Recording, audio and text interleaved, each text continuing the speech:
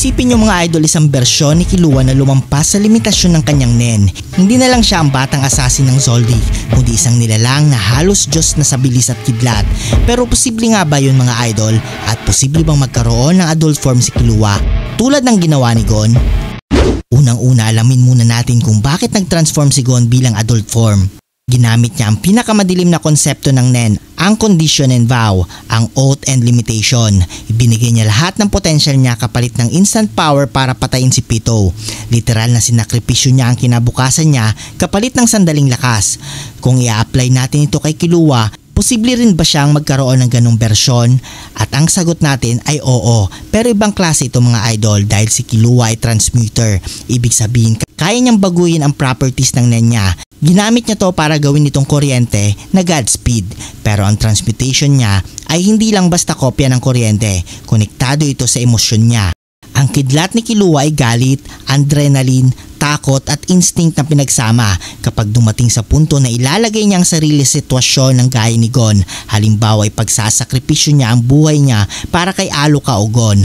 Ang transmuted Nen niya ay posibleng mag-react ng mas matindi kaysa dati. Hindi lang sa Godspeed mga idol, kundi isang state kung saan siya mismo nagiging embodiment ng kuryente. Ang transmutation niya ay kayang magbago ng structure ng Nen. Kung gagamitin niya ang vow and condition gaya ni Gon, maaring ganito ang mangyari mga idol.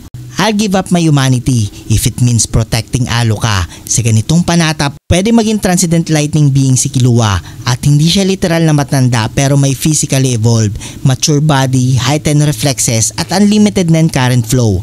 Tandaan nyo mga idol, ang Godspeed niya ay may dalawang mode, ang speed of lightning at whirlwind. Pero sa adult form, posibleng mawala ang limit ng stamina at control at gagawin siya parang living thunder deity.